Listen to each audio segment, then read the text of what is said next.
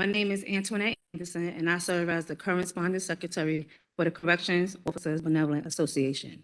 I am here today to call attention to the ongoing problem of sexual assault and sexual harassment that is being committed against our female officers, and in some instances, our male officers as well.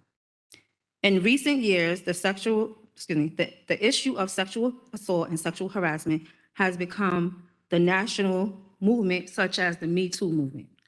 While our society has rightly called out sexual predators in our society for the behavior with a collective declaration of time's up, there has been zero accountability for the perpetrators and predators who sexually assault and sexually harass members in the city jails daily. Far too long,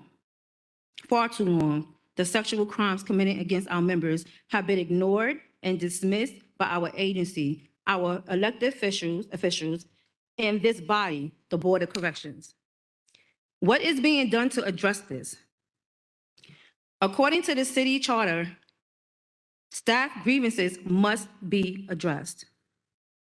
In order to solve a serious problem, you must first expose that problem. My fellow board members and I have spent the last 2 years doing what our agency under previous administration failed to do. We have exposed the frequent sexual assaults committed in our jails and numerous meetings with elected officials at all levels of government. We have personally met with the victims. We have demanded that DOC actually track incidents involving sexual assaults and sexual harassment, just as the agency tracks any other acts of violence in the facilities. Change cannot happen without accountability. There cannot be accountability unless assaulted separated from the general population after they commit a violent offense in the jails. If we as a society can agree that we must have zero tolerance for sexual harassment and sexual assault in every work environment, then our city jails, one of the most challenging environments, that our lives should show no difference. So we are here today not to simply expose this problem, but to reaffirm to each one of you why it is critical to maintain our ability to implement punitive segregation for violent offenders. Your job is to ensure the safety and well-being of the people in our custody, as well as essential officers. We put our lives on the line each and every day to keep our city safe. Our safety matters. How are you helping officers if you end punitive segregation?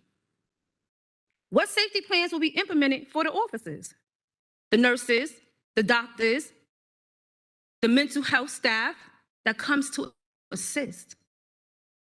Remember, the staffing crisis was partly created by DOC not hiring officers in the past 3 years. FRIA was part of the Bill de Blasio administration. Cohen talks about programming for the individuals. We can't do any of these things without additional staff.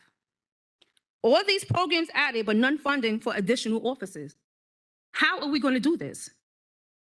No consequences for inmate actions have caused assaults, which equal more people out sick due to injuries that have caused record numbers of people to resign. If I'm coming to work and I'm being sexually assaulted and I'm being sexually harassed every single day for 12 to 18 hours straight, how do you think I'm going to keep coming to work to do this job? With no one being held accountable. I am a victim. I am a rape survivor, number one. And I have been doing this job for 17 years. Do you know how that makes me feel? The last hearing I talked about PTSD. Do you know the PTSD that we go through? Where's the accountability across the board? But yet, I put on my uniform when I was in that position as a correction officer and as a board member for COBA to come and fight for the staff. You want to know why? Because this is not being addressed. You mentioned the 16 deaths on Rikers Island. I'm so sorry that they passed away.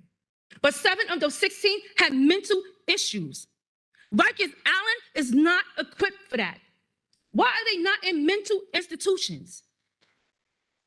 We are not their pillow. We are not their punching bags. You have to do something, because just like Smatica has children, everybody that sits over here for the majority, we have children, we have family, I have grandchildren, and we go home, splash with feces, splash with urine, and we even have some individuals that masturbate on us. This is what we go through. Where's our help? Thank you.